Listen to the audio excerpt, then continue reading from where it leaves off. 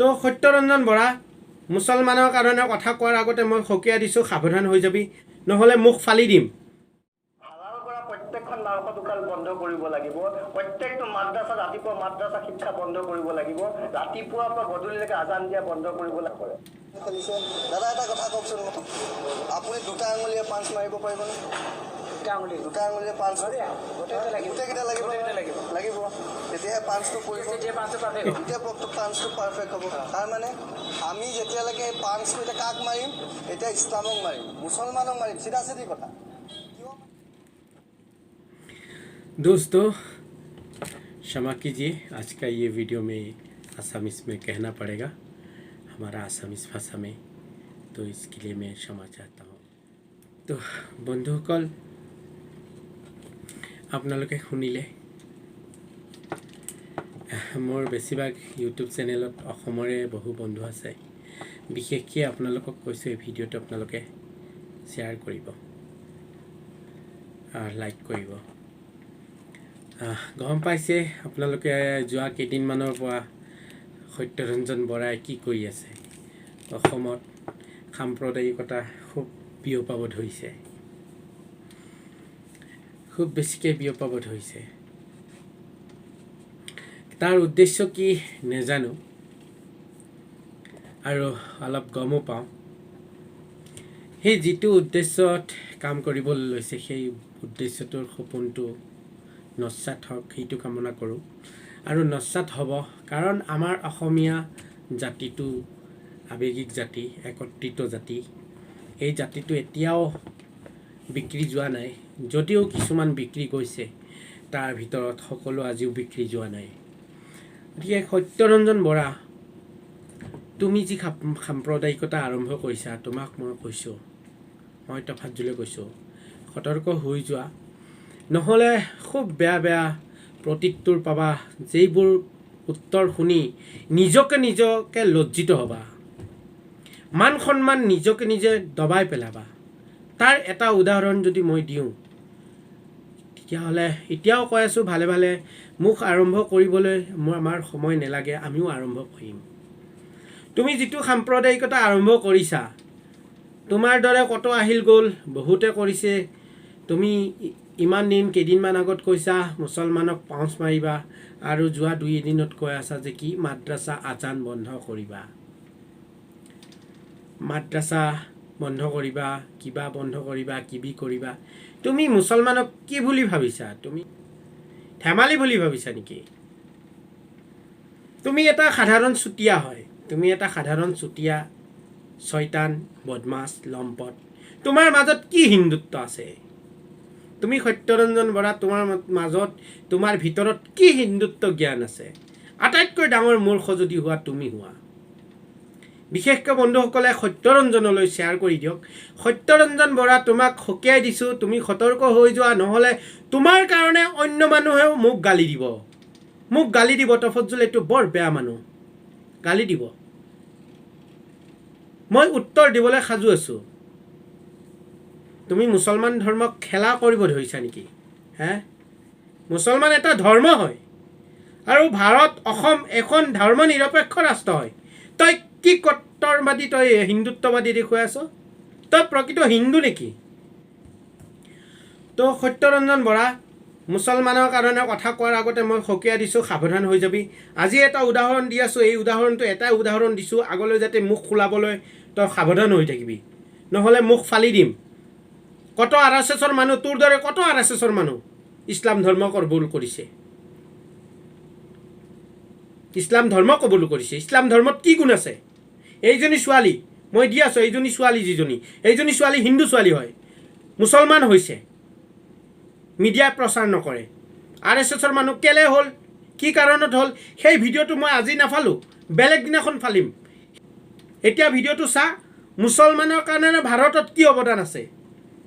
নেতাজী সুভাষ চন্দ্ৰ বসুৱে চবেই জানে, যদি ভাৰতক যদি ভাৰত মাতৃ বুলি ক'ব পৰা, দেখিব পৰা কোনোবাই যদি বিচাৰে, তেতিয়াহ'লে এজনী মুছলমান মহিলাৰ কথাই কৈছে। এই ভিডিঅ'টো ৰিয়েকশ্যন চাই লওঁ, ইউটিউবৰ লিংকটো মই লাগিলে ডিছক্ৰিপশ্যনত দি দিম। ৰিয়েকশ্যন কুদি নামৰ ছোৱালী, ৰিয়েকশ্যন কুদি নামৰ ছোৱালী যিজনী, এইজনী মুছলমান হৈছে, কনভাৰ্ট হৈছে।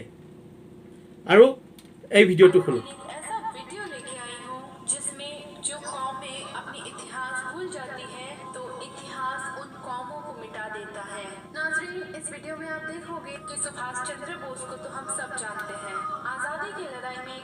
बहुत बड़े फ्रीडम फाइटर थे वो, लेकिन शायद ही आपको पता होगा उनका साथ देने वाला एक मुसलमान था। और यही नहीं, जब उन्होंने आजाद हिंद फौज बनाई तब भी मुसलमानों ने ही उनको सपोर्ट किया। और यही नहीं, सुभाष चंद्र बोस ने ये तक कहा, अगर किसी को भारत माता को देखना है तो इस मुसलमान माँ को देख ले। नाज़रीन, आप सबों से रिक्वेस्ट करती हूँ कि इस इतिहास वाले वीडियो को आप खुद तो आखिर तक देखे ही देखे और अपने तमाम भाई बहन रिश्तेदार सब तक शेयर करना बहुत ही जरूरी है। नाज़रीन, ये अहम वीडियो देखें और शेयर करें।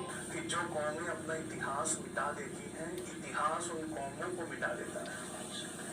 जो कौमें अपनी हिस्ट्री भूल जाती हैं, इतिहास उन कौम को भूल जाता है। एग्जाम्पल के तौर पे नेताजी सुभाष चंद्र बोस ने आज़ाद हिंद फौज बनाई। जब आज़ाद हिंद फौज बनाई तो म्यांमार में उसके लिए चंदा किया। जब चंदा किया तो वहाँ एक मेमन मुसलमान थे, गुजरात के, उनका नाम था यूसुफ मारफानी। जैसे ही आप गूगल पे टाइप करेंगे यूसुफ मारफानी और एंटर करेंगे तो एक पेपर कटिंग खुल जाएगी। उस पेपर कटिंग में लिखा होगा कि आज़ादी की जंग में दूसरा सबसे बड़ा चंदा देने वाले यूसुफ मारफानी। उन्होंने 1.25 करोड़ रुपया सुभाष चंद्र बोस को दिया। जब वो 1.25 करोड़ रुपया सुभाष चंद्र बोस को देते हैं तो यूसुफ मारफानी के घर में एक नाबीना औरत थी, वो रोने लगी।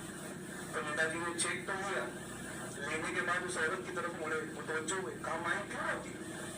कहा बेटा मैं गरीब हूँ, अंधी हूँ, इसलिए रो रही हूँ कि मेरे पास 1 करोड़ नहीं है। अगर होता, वो मुसलमान औरत कहती अगर होता तो मैं भी तुम्हें इतना बड़ा चंदा देती। नेताजी ने कहा माई तुम्हारे पास कुछ है जो 1.25 करोड़ से बड़ा है। कहा क्या? कहा तुम अंधी हो? कहा हाँ। तुम्हारा सहारा कौन है? कहा एक बेटा है। कहा क्या नाम है उसका? कहा शाहनवाज। कहा शाहनवाज। कहा माई मेरी फौज में अपना शाहनवाज दे दो। उस बूढ़ी औरत ने आजाद हिंद फौज में अंग्रेजों के खिलाफ लड़ने के लिए अपनी जिंदगी का इकलौता सहारा अपना बेटा शाहनवाज हुसैन दे दिया। और ये शाहनवाज हुसैन कैप्टन शाहनवाज के नाम से सारी दुनिया में मशहूर हुआ। जैसे ही सुभाष चंद्र बोस ने देखा, वो उस औरत का, नाबीना औरत का हाथ पकड़ के स्टेज पर ले आए और सबके सामने खड़ा कर दिया। कहा ऐ लोगों, इस बूढ़ी औरत को देख लो कि तुमने से जिसने भारत माता को नहीं देखा वो इस औरत को देख ले। आज दुनिया कह रही है भारत माता की जय तुमको, वो उसे इतिहास पढ़ना चाहिए कि नेताजी सुभाष चंद्र बोस ने ये लफ्ज भारत माता किसके अंदर इस्तेमाल किया था। कहा जिसने मुझे अपना बेटा दे दिया, अपनी जिंदगी का सरमाया दे दिया, वो तुम्हारे सामने खड़ी है। तुम में से जिसने भारत माता को नहीं देखा उसे देखो। Yusuf मारफानी has entered history when you type on Google। जब आप गूगल पर उनका नाम एंटर करेंगे तो বন্ধুসকল শুনিলে নহয় হা, যেতিয়া আজিৰ দিনৰ নহয় বহু দিনৰ 1.25 কৰোड़, সেই দিনৰ 1,25,00,000 টকা কিমান টকা হ'ব আজিৰ দিনৰ স্বাধীনতাৰ সময়ৰ? আপোনালোকে গম পাইছে কেতিয়াৰ? আজিৰ পৰা 70 বছৰ আগৰ কাহিনী। সেই সময়ত যদি 1 টকা এটা হয় আজিৰ দিনত 1000 টকাৰ সমতুল্য। আৰু সেই দিনত 1 লাখ টকা 1,25,00,000 টকা দান কৰিছে। আৰু ইতিহাস আছে, ভৱিষ্যতে খুলিবলৈ হ'লে খুলিম। আৰু RSSৰ মানুহজন কিয় হৈছিল? মুছলমানৰ আদৰ্শ চাই পেলাই তেখেত ইছলাম ধৰ্ম গ্ৰহণ কৰিছিল। মুছলমানৰ আদৰ্শ দেখি পেলাই তেওঁ ইছলাম ধৰ্ম গ্ৰহণ কৰিছিল। মুছলমানক তেওঁ ঘৃণা কৰিছিল, দেখিবলৈ পৰা নাছিল। সেই ভিডিঅ'টো মই পৰৱৰ্তী সময় আপোনালোকৰ সন্মুখত ভাইৰেল কৰিবলৈ বাধ্য হৈ যাম। তেওঁ মুছলমানৰ কেনেধৰণৰ আহি পালে আৰু কি আছে, কি RSSৰ বা কি কাৰ গোন্ধ আছে, সকলোখিনি তেওঁ পৰৱৰ্তী সময় ভাইৰেল কৰিছে, প্ৰকাশ কৰিছে। গতিকে বন্ধুসকল, মুছলমানৰ আদৰ্শ চাই তেওঁৰ পৰিয়ালে আদৰ্শৱান হৈছে, তেওঁৰ পৰিয়ালে আকৰ্ষিত হৈছে, তেওঁৰ পৰিয়ালৰ আকৰ্ষিত হোৱাক লৈ তেওঁৰ পৰিয়ালক গালি পাৰিছে, তেওঁৰ পৰিয়ালক প্ৰতিবাদ কৰিছে যে মই মুছলমানক দেখিব নোৱাৰোঁ। তেনে এজন মানুহ আজি ইছলাম ধৰ্মত আহিছে। গতিকে বন্ধুসকল, অনুৰোধ কৰিছোঁ সকলোকে লৈ যাতে আপোনালোকে সকলোৱে বুজাওক অসমৰ যিটো পৰিস্থিতি, যিটো আমাৰ আগৰে পৰা চলি আহিছে, আমি হিন্দু মুছলিম সকলো ভাই আমি থাকিমেই তেনেই।